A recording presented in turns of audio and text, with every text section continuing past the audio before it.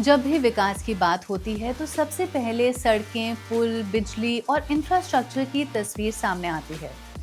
लेकिन एक सवाल और भी है, क्या उस विकास में महिलाओं की बराबर की भागीदारी है?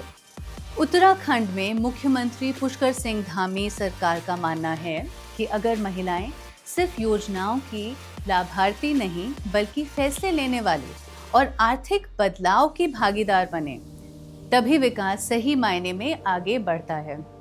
इसी सोच के साथ उत्तराखंड ने अपनी पहली उत्तराखंड राज्य महिला नीति को मंजूरी दी है। आइए जानते हैं इसमें क्या खास है। दरअसल कोई भी पॉलिसी अपने आप बदलाव नहीं लाती, लेकिन सही पॉलिसी बदलाव का रास्ता जरूर खोल सकती है। उत्तराखंड की स्टेट विमेन पॉलिसी भी इसी सोच के साथ तैयार की गई है। इसका मकसद है महिलाओं की भागीदारी बढ़ाना, चाहे बात रोजगार की हो, गवर्नेंस की हो या फिर राज्य की इकोनॉमी की। धामी सरकार का फोकस साफ है, महिलाएं सिर्फ डेवलपमेंट का हिस्सा नहीं बल्कि उसकी ड्राइविंग फोर्स बने। इस पॉलिसी की सबसे बड़ी खासियत है महिला सभा को ज्यादा मजबूत बनाना।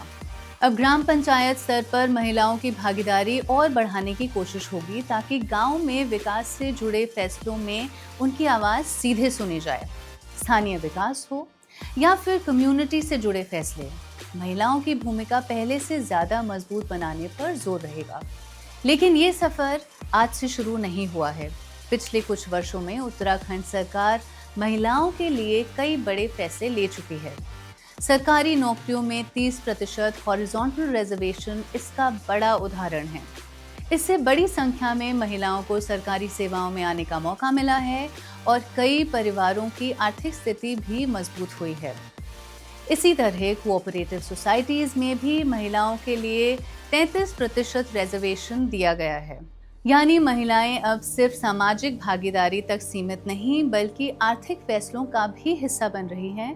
बात सिर्फ रिजर्वेशन की नहीं है, रोजगार के नए मौके बनाने की भी है। इसी सोच के साथ शुरू हुई महिला सारथी योजना।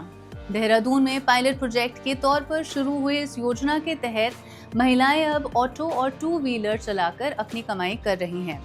ये सिर्फ एक रोजगार नहीं बल्कि आत्मनिर्भर बनने की दिशा में एक नया कदम है।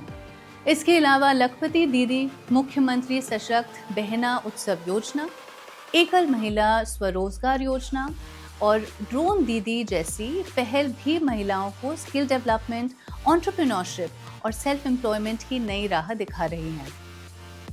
धामी सरकार की कोशिश सिर्फ नौकरी देने की नहीं बल्कि महिलाओं को स्वरोजगार के लिए भी तैयार करने की है। विमेन पॉलिसी इन सभी प्रयासों को एक बड़े विजन के साथ जोड़ती है।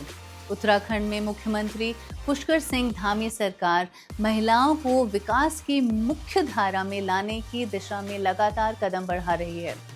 नई विमेन पॉलिसी उसी विजन का अगला अध्याय मानी जा रही है, जहां महिलाओं को सिर्फ अवसर नहीं बल्कि नेतृत्व की भूमिका देने की कोशिश भी दिखाई देती है।